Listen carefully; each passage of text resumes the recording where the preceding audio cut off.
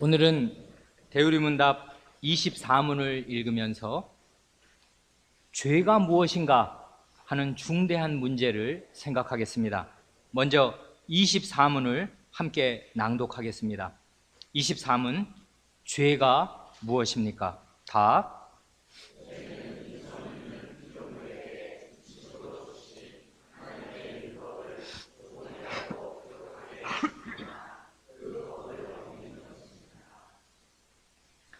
오늘도 우리 가운데 있는 어린 사람들을 위해서 두 가지 질문을 하고 강서를 시작하겠습니다.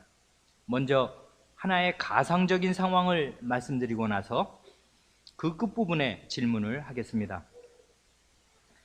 남의 인격을 무시하는 모욕적인 말을 욕 또는 욕설이라고 하지요.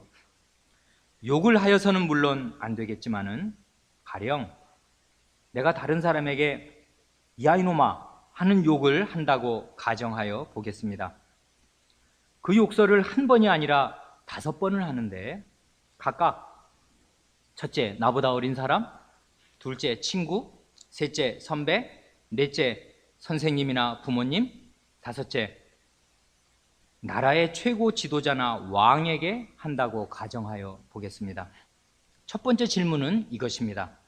똑같은 욕을 하는데 그 욕을 듣는 상대방이 누군가에 따라서 욕을 한 나의 책임이 달라질까요? 아니면 똑같을까요?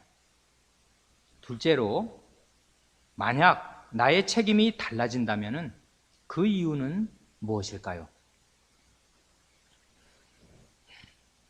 대답하기 어려운 질문이 아니지요? 두 번째 질문에 첫 번째 질문에 대한 답이 들어있는 셈이고요. 그런데 그 이유를 아는 것이 중요하겠습니다. 강서를 잘 들으면 이유를 알 수 있을 겁니다. 복음이란 그 말 그대로 복된 소식이고 기쁜 소식입니다.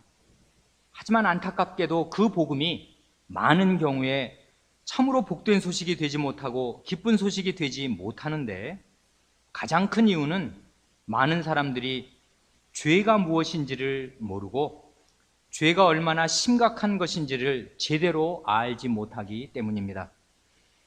자신이 말기 암 환자인데도 정작 본인이 그 심각한 사실을 모르고 있다면 암을 완전히 낫게 할 수 있는 특효약이 나왔다는 소식을 전하여 준다고 하여도 그저 남의 이야기를 듣듯이 무덤덤하게 듣고 지나치고 말 것입니다.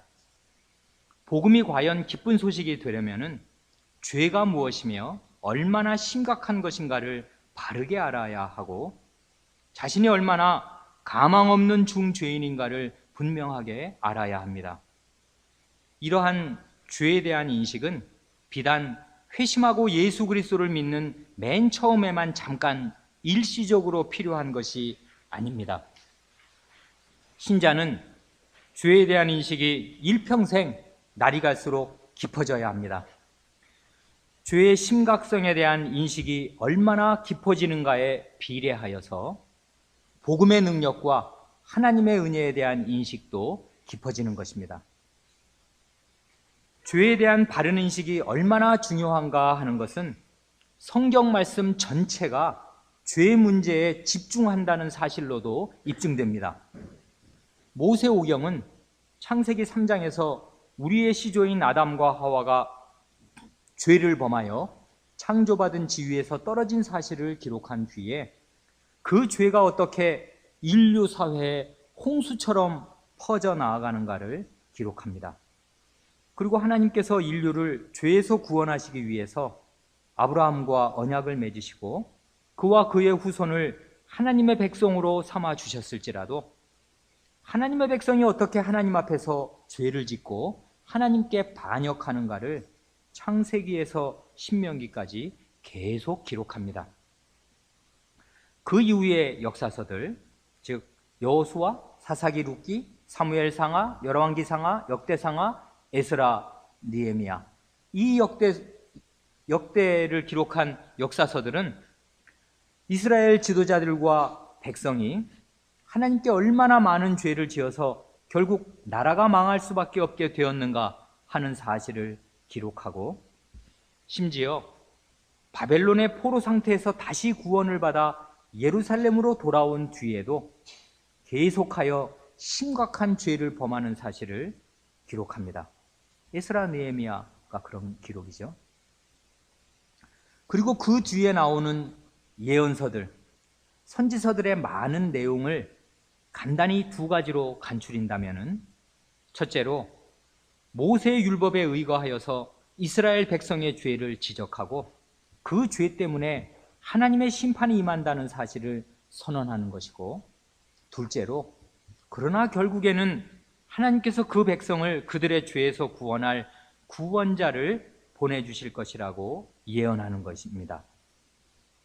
그러므로 세례자 요한이 구약시대를 마감하고 신약시대를 여는 그 분기점에 서서 회개하라, 천국이 가까이 왔느니라 하고 외쳤을 때, 회개하라는 말은 물론 죄를 버리고 하나님께로 돌아오라는 말인데, 죄를 버리고 회개하라는 그 말이야말로 구약시대 몇천 년의 역사의 성격을 단 한마디로 압축한 중차대하고 심오한 선언이었습니다. 그러니까 구약의 역사는 한마디로 회개하고 버려야 할 죄로 얼룩진 범죄의 역사였던 것입니다. 죄를 버리고 회개하라는 그 말은 세례자 요한의 제1성이었을 뿐만 아니라 공생의 사역을 시작하신 우리 주 예수 그리스도의 제1성이기도 하였습니다. 죄 문제가 얼마나 심각한지 삼위 하나님께서 모두 죄를 해결하시는 일에 집중하십니다. 성부 하나님께서는 이 죄를 해결하시기 위해서 아드님을 이 세상에 보내신 것이고, 그러므로 예수 그리스도께서 이 세상에 오신 이유는 한마디로 죄를 해결하시기 위함이었습니다. 우선 예수라는 이름 자체가 자기 백성을 저희 죄에서 구원할 자라는 뜻임을 우리가 압니다. 그 이름은 하나님께서 직접 지어주신 이름이었습니다. 하나님께서 어떤 사람의 이름을 지어주시면 그는 과연 그 이름이 뜻하는 그런 사람이 되는 것입니다. 그러므로 이제 처녀 마리아의 몸에서 태어날 이 아기는 자기 백성을 저희 죄에서 구원할 사람이 될 것입니다. 그와 같은 뜻으로 세례자 요한은 예수 그리스도를 이스라엘 백성 앞에 소개할 때 세상 죄를 지고 가는 하나님의 어린 양이라고 하였습니다. 그리고 요한 사도는 우리가 오늘 읽은 요한일서 3장 5절에서 예수님께서 이 세상에 오신 목적을 이렇게 말합니다. 그가 우리 죄를 없이 하려고 나타내신 바 된 것을 너희가 아나니. 또한 바울 사도는 복음의 핵심을 이렇게 선언합니다. 내가 받은 것을 먼저 너희에게 전하였노니 이는 성경대로 그리스도께서 우리 죄를 위하여 죽으시고 장사 지낸 바 되었다가 성경대로 사흘 만에 다시 살아나사. 이와 같은 말씀들의 토대 위에서 우리는 하나님의 아드님이신 예수 그리스도께서 사람의 몸을 입고 이 세상에 오신 가장 중요한 이유가 바로 우리의 죄를 해결하시기 위함이라고 말할 수 있습니다. 그런가 하면 성신께서 이 세상에 오신 가장 중요한 목적도 죄와 관련되어 있습니다. 우리 주님께서 이렇게 말씀하십니다. 내가 떠나가지 아니하면 보혜사가 너희에게로 오시지 아니할 것이요 가면 내가 그를 너희에게로 보내리니 그가 와서 죄에 대하여 의에 대하여 심판에 대하여 세상을 책망하시리라. 죄에 대하여라 함은 저희가 나를 믿지 아니함이요. 이 주님의 말씀을 따르면 보혜사이신 성신께서 오시는 목적은 죄에 대하여 세상을 책망하시기 위함인데, 그 죄란 세상이 예수님을 믿지 않는 것이라고 하십니다. 예수님을 믿지 않는 것이 죄라는 이 말씀은 무슨 뜻이겠습니까? 본래부터 세상의 모든 사람은 하나님의 말씀을 불순종하고 하나님을 반역하여서 다 죄인이고 그 죄의 결과로 멸망당하는 것이 마땅합니다. 그런데 하나님께서 그 죄에서 그들을 구원하시려고 친아드님을 구원자로 보내시되 그를 죽음의 자리에까지 기꺼이 내어주시고 그로 하여금 사형수로서 저주의 나무에 매달려 하나님의 저주를 받고 죽게 하심으로써 친아드님의 생명과 죄인의 생명을 맞바꾸고자 하셨습니다. 그러므로 이것이야말로 하나님께서 베풀어 주실 수 있는 최대의 호의요 사랑이고, 하나님께서 인류를 구원하시기 위하여 내미신 마지막 카드입니다. 이보다 더 큰 사랑은 없고 더 이상의 카드는 없습니다. 그러나 세상은 그 구원자를 믿지 않고 영접하지 않고 배척합니다. 그러니 이것은 자기들이 구원받을 수 있는 마지막 유일한 길을 스스로 막아버리는 지극히 어리석은 짓일 뿐만 아니라 자신의 친아드님까지 내어주신 하나님의 사랑을 거부하고 배척하는 것이고, 하나님이 어떻게 하든지 간에 나는 계속 내 마음대로 살겠다 하는 식의 완악한 태도로 자기의 죄악된 생활을 고집하는 것입니다. 하나님께서 아드님을 구원자로 보내신 것은 인류 역사의 마지막에 완전한 구원의 길을 최종적으로 제시하신 것이기 때문에 이제 더 이상의 기회는 없는 것이고, 따라서 아드님을 믿지 않고 배척하는 것은 자신의 영원한 멸망을 확정하는 일이 되는 것입니다. 그러므로 성신께서 이 세상에 오신 목적은 예수님을 믿지 않는 것이 죄라고 세상을 책망하시기 위함입니다. 여기까지가 주님의 말씀에 대한 설명이고, 그 다음에 또한 베드로 사도는 신약 교회의 첫 강설이라 할 오순절 강설에서 선포하기를, 너희가 회개하여 각각 예수 그리스도의 이름으로 세례를 받고 죄 사함을 얻으라, 그리하면 성신을 선물로 받으리니 라고 합니다. 이렇게 죄 사함과 성신을 선물로 받는 것은 직결되어 있습니다. 죄를 용서받으면 성신을 선물로 받는 것이고, 성신을 받는 사람은 죄 사함도 받는 것입니다. 이 두 가지는 같이 갑니다. 그리고 바울 사도도 로마서 8장 1, 2절에서 말하기를, 그러므로 이제 그리스도 예수 안에 있는 자에게는 결코 정죄함, 죄를 정함이 없나니, 이는 그리스도 예수 안에 있는 생명의 성신의 법이 죄와 사망의 법에서 너를 해방하였음이니라 합니다. 여기에 법이라는 말은 원리라는 말로 고쳐 읽으면 좋습니다. 생명의 성신의 원리가 죄와 사망의 원리에서 너를 해방하였습니다. 여기에 생명의 성신의 법과 죄와 사망의 법이 두 원리가 대조됩니다. 생명이신 성신께서 오신 이유는 신자를 죄와 사망에서 해방시키시기 위함이라 합니다. 이처럼 주님의 말씀과 베드로 사도의 말과 바울 사도의 말은 일관되게 성신께서 오신 목적은 죄 문제를 해결하여 주시기 위함이라고 합니다. 이상에서 살펴본 대로 성부, 성자, 성신 삼위 하나님께서 모두 사람의 죄를 처리하시는 일에 마음을 쓰시고 큰 힘을 기울이십니다. 삼위 하나님께서 모두 사람의 죄를 처리하시는 이 일에 매달리십니다.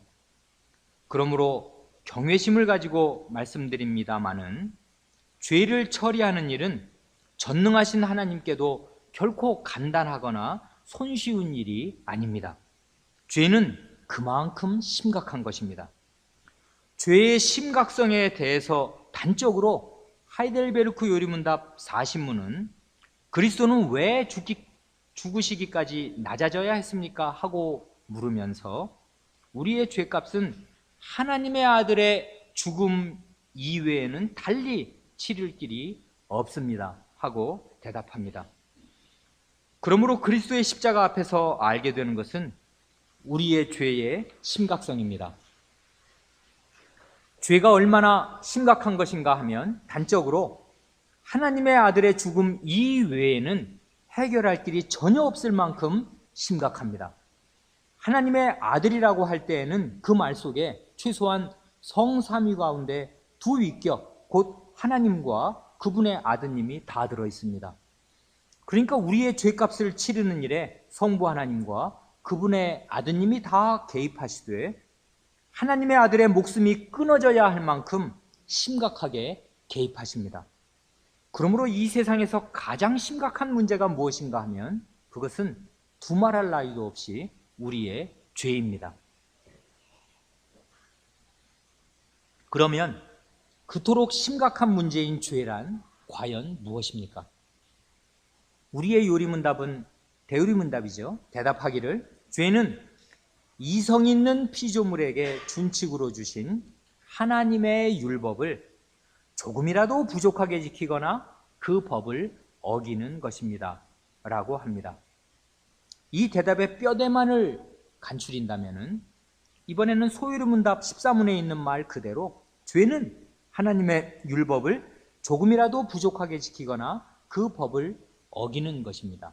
그런데 대요리문답은 거기에 설명을 덧붙이기를 하나님의 율법을 가리켜 이성 있는 피조물에게 준칙으로 주신 것이라 합니다. 그러니까 죄는 기본적으로 이성 없는 짐승에게는 해당되는 것이 아니고 이성 있는 피조물이 범하는 것인데, 여기에 이성 있는 피조물에는 사람뿐만이 아니라 천사들도 해당됩니다. 천사와 사람은 처음부터 짐승들과는 달리 이성이 있어서 하나님의 법을 인지할 수 있는 기능이 있고 자기의 행위에 대해서 도덕적인 책임을 질 수 있고 져야 하는 존재입니다. 그런데 죄는 맨 처음에 지상에서 발생한 것이 아니라 천상에서, 하늘에서 발생하였습니다. 그래서 하나님의 말씀은 범죄한 천사들에 대해서 언급하고 자기 지위를 지키지 아니하고 자기 처소를 떠난 천사들을 언급하며 교만하여져서 정죄를 받은 마귀에 대해서 말합니다. 죄는 애초에 하나님께서 선하게 지으신 이 세상에 전혀 없다가 나중에 생긴 것인데, 어떻게 죄가 세상에 들어왔는가 할 때 우리 모두의 아버지인 첫사람이 이미 범죄한 천사인 사탄의 거짓말과 유혹에 넘어가서 하나님의 계명을 위반함으로써 세상에 들어왔습니다. 그러나 이미 살펴본 대로 마귀가 첫사람을 강박하여서 억지로 죄를 짓게 한 것이 아니기 때문에 하나님의 계명을 위반한 궁극적인 책임은 첫사람 자신에게 있는 것이지 마귀에게 전가할 수 있는 것이 아닙니다. 성경 말씀이 주로 가르치는 것은 사람의 범죄입니다. 그러면 죄란 무엇인가 할 때 가장 근본적으로 죄란 하나님의 법을 어기는 것입니다. 이 사실이 가장 기본적입니다.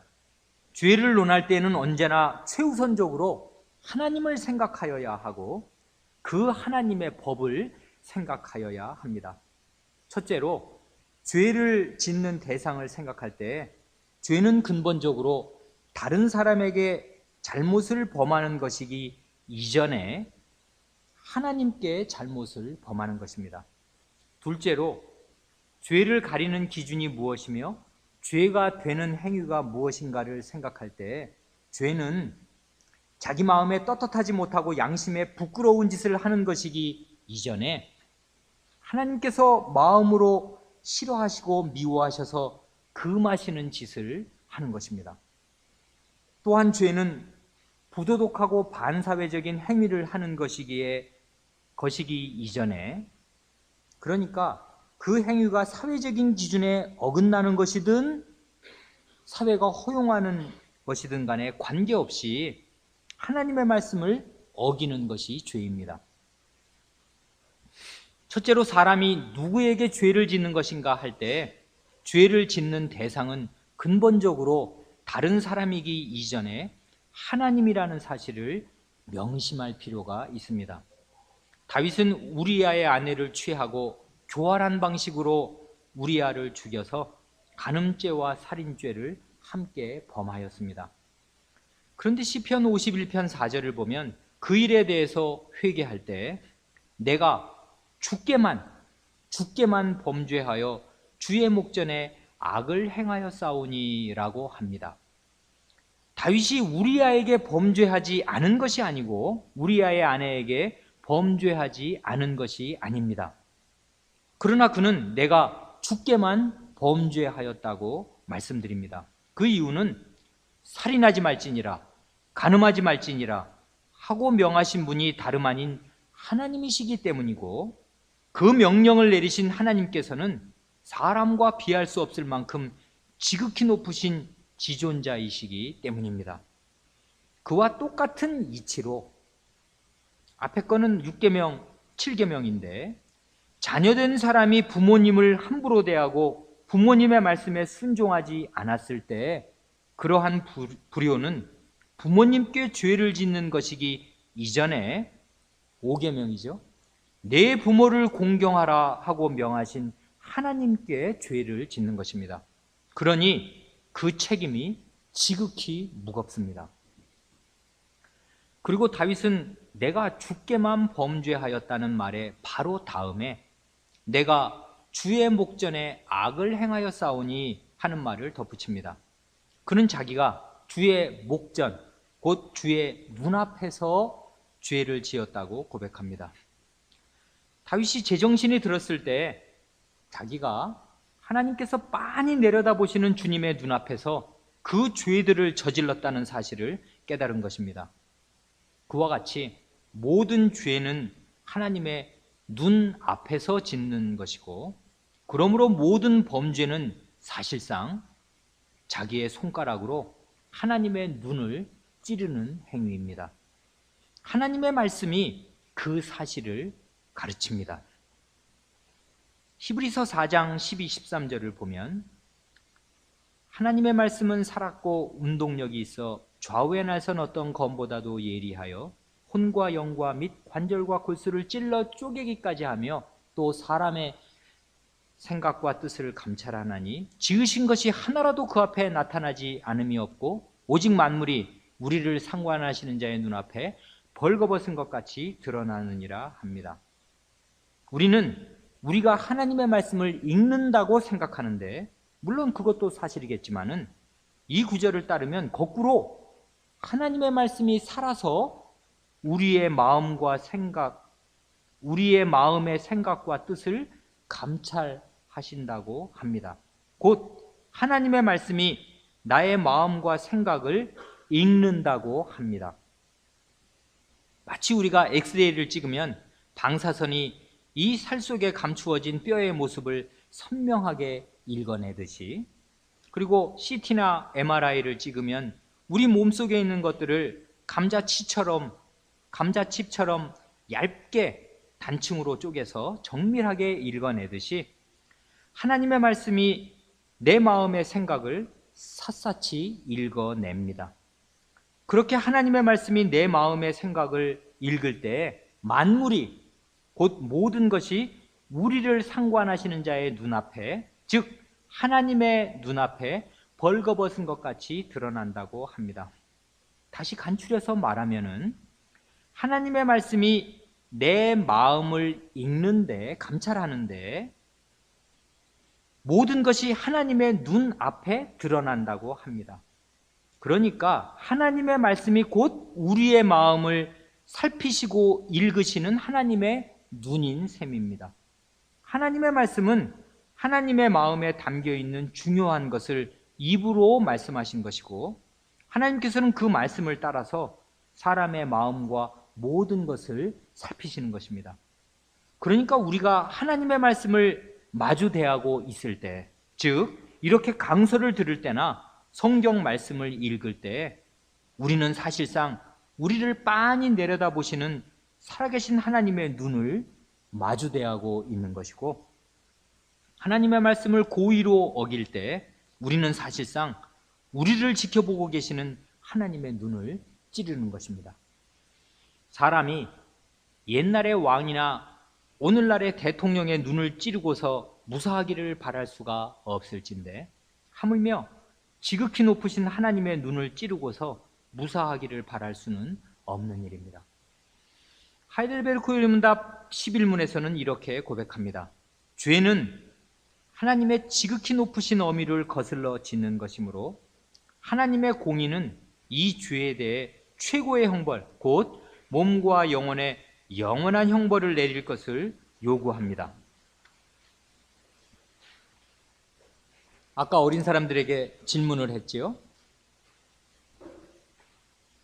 내가 똑같은 욕설을 하더라도 누구한테 그 욕설을 하는가에 따라서 죄의 경중이 달라지듯이 죄는 지극히 높으신 하나님의 엄위를 거슬러 짓는 것이기 때문에 죄에 대한 책임은 영원한 것입니다. 죄는 영원하신 하나님의 눈을 찌르는 행위이기 때문에 지옥에서 영원히 형벌을 받아도 영원히 그 책임에서 벗어날 수 없습니다. 사람에게 짓는 죄는 아무리 무거운 죄라고 하여도 감옥에서 100년쯤 지내거나 사형을 당하면 그것으로 죄값을 다 치르는 것이 됩니다. 그 이상의 형벌을 부과할 수가 없습니다. 그러나 죄는 근본적으로 영원하신 하나님을 거슬러 짓는 것이기 때문에 그 책임도 영원합니다. 그러므로 죄에 대한 인식과 하나님에 대한 인식은 서로 밀접하게 연결되어 있고 함께 갑니다. 하나님을 올바로 아는 사람이 죄가 무엇인가를 올바로 압니다. 하나님께서 누구신가를 올바로 아는 깊이에 비례하여서 죄가 무엇인가를 올바로 알게 되는 것입니다.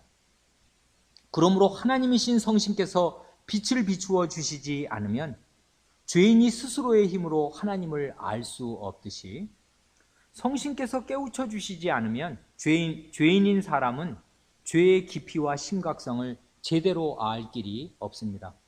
그러니까 죄에 대한 깨달음도 온전히 하나님의 계시에 의존합니다.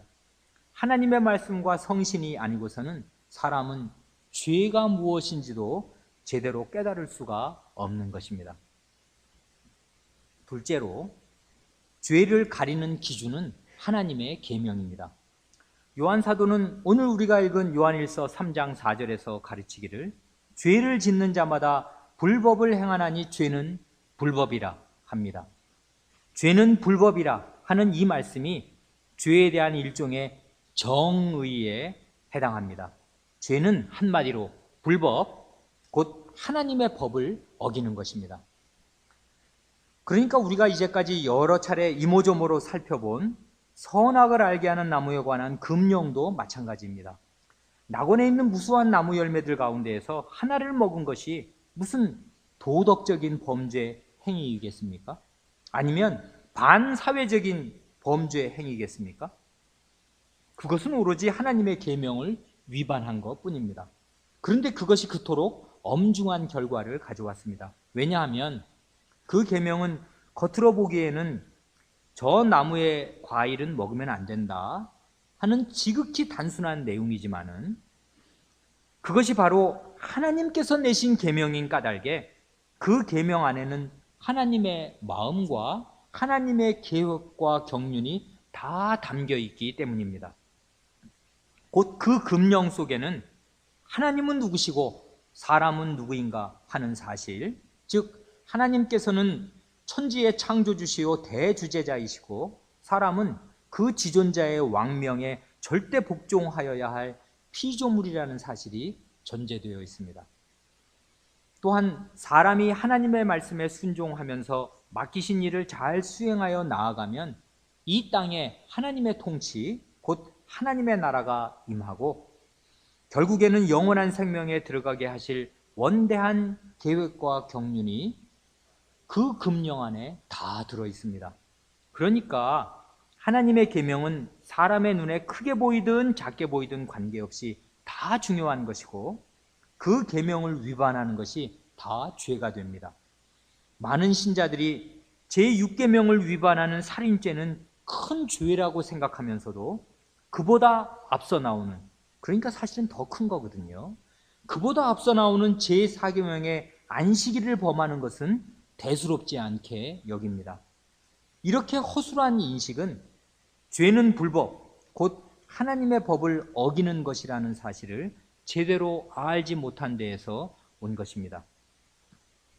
그런데 우리의 요리문답은 죄에는 또 다른 중요한 차원이 있음을 가르쳐 줍니다. 곧 죄는 하나님의 법을 어기는 것이라고 가르칠 뿐만 아니라 하나님의 율법을 조금이라도 부족하게 지키는 것이 또한 죄라고 가르칩니다. 다시 말해서 죄는 하나님께서 하지 말라고 금하신 것을 하는 것. 그래서 십계명이 대개 다 do not commit, 뭐뭐 하지 말아라 하는 그 커미션, 이 죄다 하는 것을 가르치지만, 그와 함께 하나님께서 하라고 하신 것을 하지 않는 것, 생략하고 지나가는 것, omit 하는 오미션, 이것이 커미션뿐 아니라 오미션이 또한 죄가 된다는 것입니다. 이 사실을 바르게 이해하는 것이 죄를 올바로 이해하는 데에서 매우 중요합니다. 특별히 젊은 사람들, 이 학생들은 이 사실을 뼛속에 새겨야 합니다. 그래야 죄를 안 짓게 됩니다. 하나님의 계명은 주로 이 두 가지 방식으로 표현됩니다. 즉, 무엇을 하지 말라고 하시는 경우가 있고, 무엇을 하라고 하시는 경우가 있습니다. 겉으로 보면 무엇을 하지 말라고 하신 경우는 어떤 경우를 금지하는 것이니까 그 계명의 성격이 다소 수동적이고 소극적이라면은, 무엇을 하라고 하시는 경우는 능동적이고 적극적이라고 말할 수 있습니다. 그런데 하나님께서 무엇을 하지 말라고 하시는 경우에 얼핏 생각하면은 그저 금하신 그 행위를 하지 않기만 하면은 그 계명을 지키는 것 같지만은, 그렇게 수동적이고 소극적인 태도만으로는 결코 그 계명을 올바로 지킬 수 없다는 사실입니다. 예를 들어 십계명의 첫 계명은 너는 나 외에는 다른 신들을 내게 있게 말지니라 하신 것입니다. 한마디로 우상을 숭배하지 말라고 하십니다. 그런데 우상을 숭배하지 않으려면은 전심으로 하나님만을 사랑하고 의지하여야 합니다. 그렇게 하지 않으면 이 계명을 제대로 지킬 수가 없습니다. 구약 이스라엘의 역사가 그 사실을 증명합니다. 이 첫 번째 계명이 예배의 대상에 관한 계명이라면은, 두 번째 계명은 예배의 방식에 관한 계명입니다. 곧 형상, 어떤 모양을 만들어 놓고 그것들에게 절하지 말며 그것들을 섬기지 말라는 것입니다. 이 두 번째 계명을 지키려면은 평소에 하나님께서 내신 예배 방식의 의미를 잘 알고 주의하여서 그대로 지켜야 합니다. 또한 여섯째 계명은 살인하지 말라 하신 것인데, 우리 주님께서는 마음으로 다른 사람을 미워하고 그가 없어져 버렸으면 좋겠다고 생각하거나 남의 인격을 무시하고 비하하는 말을 하는 것, 그런 것도 살인이라고 가르치십니다. 그러니까 제6계명을 지키려면은 다른 사람의 인격을 존중하고 내 이웃을 내 몸처럼 사랑하는 마음이 있어야 합니다. 마지막 10번째 계명은 탐내지 말지니라 하신 것입니다. 이 계명을 올바로 지키려면은 하나님께서 자기에게 주신 것으로 만족하고 감사하는 마음이 있어야 합니다. 이런 식으로 계속됩니다. 요컨대 소극적이고 부정적인 형식으로 주신 계명의 그 배후에는 언제나 적극적이고 긍정적인 짝이 숨어 있는 것입니다. 그래서 적극적이고 능동적으로 그 계명을 지키기 위해서 힘쓰고 애쓰지 않으면은 결국 무엇을 하지 말라 하신 그 계명들을 지킬 수 없게 되는 것입니다. 첫사람의 범죄도 마찬가지입니다. 우리가 그동안 살펴본 대로 그 금령은 가혹하거나 무리한 명령이 전혀 아니었고, 아담과 하와로서는 곧 하나님의 형상을 따라서 선하게 지음받아서 낙원에서 먹기에 좋은 모든 나무의 열매를 마음대로 먹을 수 있었던 그 두 사람으로서는 가장 지키기가 쉬운 계명이었습니다. 그러나 그렇게 가장 지키기 쉬운 계명이었을지라도 하나님을 사랑하고 하나님의 말씀을 존중하는 마음이 없이는 지킬 수가 없었습니다. 아담과 하와의 결국이 그 사실을 증명합니다. 그러니까 그 금령은 표면적으로는 먹지 말라 하는 수동적이고 소극적인 형식으로 주어졌을지라도 그 배후에는 능동적이고 적극적인 짝이 있었던 것입니다. 그러니까 그 두 사람은 하나님께서 왜 다른 과일은 다 먹을 수 있게 허락하시면서도 저 나무의 열매는 먹지 말라고 하셨는가 하는 것을 생각하고 또 생각하고, 또 그 나무 옆에 생명나무를 두신 뜻은 무엇인가를 생각하고 또 생각하면서 그 금령을 내신 하나님의 마음과 뜻을 이해하고 깨닫는 자리에 이르러야 하였습니다. 그렇게 하나님의 뜻을 깨닫고 자신들을 향한 하나님의 선의와 은혜가 얼마나 큰 것인가를 마음 깊이 절실하게 깨달을 때 과연 선악이 무엇인가를 밝히 분별하게 되고 그 결과로 금하신 열매를 결코 먹지 않게 되는 것입니다. 그런데 하와가 뱀에게 대답한 말을 들어보면 하와는 하나님의 말씀을 전혀 깨닫지 못하고 있었습니다. 심지어 그 나무의 이름조차도 잘 모르고 있었고 동산 중앙에 있는 나무라잖아요. 그 금령을 내신 하나님의 의도가 무엇인지를 제대로 알지 못하고 있었습니다. 하와가 그 나무의 열매를 따먹고 남편에게 주었을 때 아담이 순순히 받아먹은 것을 보면 아담의 상태도 하와와 별반 차이가 없었던 것 같습니다. 그러니까 그 두 사람의 죄는 물론 하나님의 계명을 위반한 행동에서 단적으로 드러나게 되었지만은 실은 그 이전부터 어느 사이에 전심으로 하나님을 사랑하지 않고 마음으로 하나님의 말씀을 존중하지 않고 지내는 데에서 이미 죄가 시작되고 자라왔던 것입니다. 그래서 우리의 요리문답은 죄가 하나님의 율법을 조금이라도 부족하게 지키는 것이라고 합니다. 이 요리문답을 따르면은 하와의 죄는 뱀에게 그렇게 빈틈을 보일 만큼 하나님의 율법을 허술하게 알고 존중하지 않은 데에서 이미 시작된 것입니다. 창세기 4장 7절에서 하나님께서는 가인에게 말씀하시기를 선을 행치 아니하면 죄가 문에 엎드리느니라 하십니다. 선을 안 행하면 죄가 네 문 앞에 와 있다, 그 말씀입니다. 이 말씀은 그토록 끔찍한 죄를 저지른 가인에게만 해당되는 말씀이 아니라 실은 그의 부모인 아담과 하와에게도 소급 적용되고 우리를 포함한 모든 사람에게도 다 해당되는 말씀입니다. 선을 행치 아니하면 죄가 우리 집 문 앞에, 내 방문 앞에 와 있다 하는 것입니다. 선하게 지으심을 받은 아담과 하와가 그 선한 환경에서 부지런히 선을 행하지 않았을 때, 즉 전심으로 하나님을 사랑하고 하나님의 말씀을 귀히 여겨서 부지런히 탐구하는 일을 게을리하였을 때 실은 죄가 이미 시작된 것이고 죄가 문 앞에 엎드려 있다가 그들을 덮친 것입니다. 이와 같은 뜻으로 야고보 선생은 야고보서 4장 17절에서 말하기를 이러므로 사람이 선을 행할 줄 알고도 행치 아니하면 죄인이라 합니다. 이 구절의 문맥을 전에 살펴보았습니다. 여기에서 말하는 선이란 무슨 선행, 무슨 봉사활동 이런 거 아니고요. 주의 뜻이면 우리가 살기도 하고 이것저것을 하리라 하는 자세를 견지하고 살아가는 것입니다.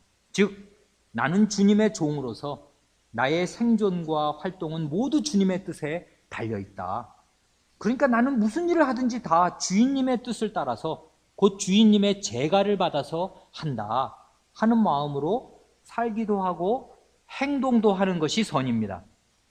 이러한 선에 반대되는 죄가 무엇인가 하면 자기가 앞으로 1년은 얼마든지 살 수 있을 것으로 전제하고서 주인님의 제가도 받지 않은 상태로 다른 도시에 가서 장사하여 돈을 벌겠다고 쓱 나서는 것입니다. 죄가 무엇인지를 올바로 깨닫지 못한다면 신자라도 얼마든지 이런 죄를 범하는 것입니다. 우리는 이 사실을 심각하게 생각하여야 합니다. 크고 첫째 되는 계명은 내 마음을 다하고 목숨을 다하고 뜻을 다하여 주 너의 하나님을 사랑하라 하신 것이니까 그렇게 말씀하신 계명을 조금이라도 부족하게 지키는 것이 이미 죄입니다. 적극적이고 능동적으로 하나님을 사랑하고 살지 않을 때 결국 다른 모든 죄들이 그를 덮치는 것입니다. 그러므로 하지 말라고 금하신 것을 하는 것도 물론 심각한 죄이지만 하라고 하신 것을 평소부터 어려서부터 등한히 하고 게으르고 태만한 것도 근본적이고 심각한 죄입니다. 이게 어린 사람들이 명심해야 할 일인데 평소부터 이 어릴 때부터 부지런히 쌓아야 할 선을 쌓지 않고 지내서 거꾸로 선에 대한 빈곤과 무지가 오랜 시간 쌓이고 쌓이면은 나중에는 선에 대해 무능하고 무지한 사람이 되어서 그 사람의 언행 심사에서 말하고 행동하고 마음 씀씀이 모든 것이 모두 어리석고 악한 것이 쏟아져 나오게 되는 것입니다. 그런 사람의 어리석음은 절구에 놓고 빻아도 찢어지지 않습니다. 벗어지지가 않습니다. 선한 사람은 그 쌓은 선에서 선한 것을 내고 악한 사람은 그 쌓은 악에서 악한 것을 내느니라 하신 말씀과 같습니다. 그러니 나이 먹는 일이 두려운 일이고 하루하루 쌓아야 할 선, 하루하루 사랑해야 할 하나님을 힘써서 사랑하지 않고 하루하루 하나님 말씀에서 자라가야 할 때서 자라가지 않는 그것이 사실은 가장 큰 죄입니다. 그러면 다른 모든 죄들이 문 앞에 와서 엎드리기 때문에 그렇습니다. 마지막으로 죄와 악의 차이에 대해서 간단하게 말씀드리고 마치겠습니다. 많은 사람들은 죄의 심각성을 거의 모르기 때문에 죄 자체보다는 죄로 인해서 생기는 여러 가지 악들을 훨씬 더 심각하게 여깁니다. 흔히 죄와 악을 함께 묶어서 죄악이라 하고, 죄악이라는 말이 우리말 성경에도 200번 이상 나옵니다마는 개념상 죄와 악은 구별됩니다. 죄는 하나님의 법을 위반하거나 부족하게 지키는 것이고, 악은 죄로 말미암아 생기게 된 모든 나쁜 결과들입니다. 죄가 원인이라면 악은 죄의 결과입니다. 악의 모습은 다양합니다. 몸이 병드는 것을 신체 악이라고 한다면 사회에 극심한 빈부격차나 불평등이나 인종차별 등이 있어서 여러 가지 어려운 문제들이 생기는 것을 사회악이라고 합니다. 메르스, 작년에 심하게 이렇게 우리나라를 어지럽혔던 메르스 같은 전염병이나 쓰나미 같은 자연재해도 일종의 악이고, 전쟁은 무수한 인명과 재산을 송두리째 앗아가는 크나큰 악입니다. 이 모든 악들은 사람의 피부에 직접 와닿고 고통을 주기 때문에 많은 사람들이 악은 심각하게 생각하면서도 정작 그 모든 악을 초래하는 근본 원인이 되는 죄는 심각하게 생각하지 않습니다. 하나님을 모르는 불신자들은 죄가 무엇인지 잘 모르니까 죄는 내버려둔 채로 개인적으로나 사회적으로 악을 물리치는 일에만 골몰합니다. 몸이 병들면 병원에 가서 신체 악을 없애는 데에만 온 신경을 쓰고, 가난도 견디기 어려운 악이니까 길을 쓰고 돈을 버는 데에 주력하여서 경제적인 악을 물리치느라고 인생을 다 보냅니다. 생각이 좀 깬 사람들은 개인적인 악보다도 사회적인 악에 주목합니다. 그래서 환경운동이나 인권운동 같은 여러 가지 사회운동에 투신하여서 사회적인 악을 제거하려는 일들을 합니다. 이런 노력들이 부질없거나 불필요한 것이 아니고 다 필요하겠습니다마는 모든 악의 궁극적인 원인인 죄의 문제를 간과한 채로 죄의 결과인 악을 없애는 일에만 몰두한다면 그 한계는 명백합니다. 원인 치료가 없는 대증요법만으로는 결코 문제를 해결할 수 없습니다.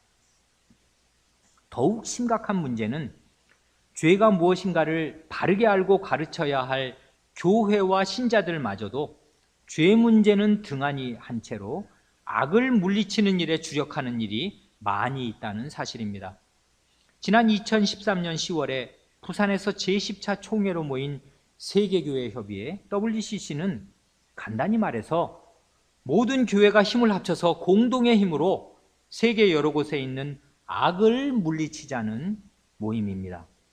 그런데 그 세계교회협의회에 가입한 교회들뿐만이 아니라 많은 교회와 신자들이 하나님과의 관계를 올바로 가져서 죄를 멀리하는 거룩한 교회로 서가는 일에는 큰 관심이 없고, 교회에 다니는 주된 동기가 병이 낫기를 바란다든지, 마음이 평안하기를 바란다든지, 사업이 잘 되기를 바란다든지, 자녀들이 좋은 대학에 가고 이 세상에서 잘 되기를 바란다든지 하는 등등으로 어떻게든지 악에서 벗어나는 것을 신앙생활의 목표로 삼습니다.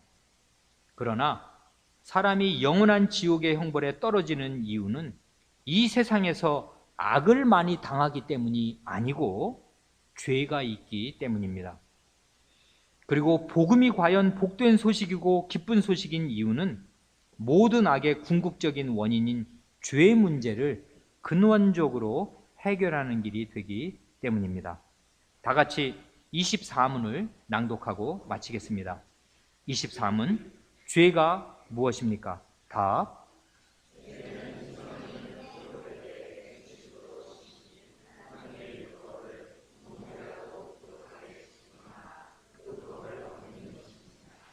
기도하겠습니다.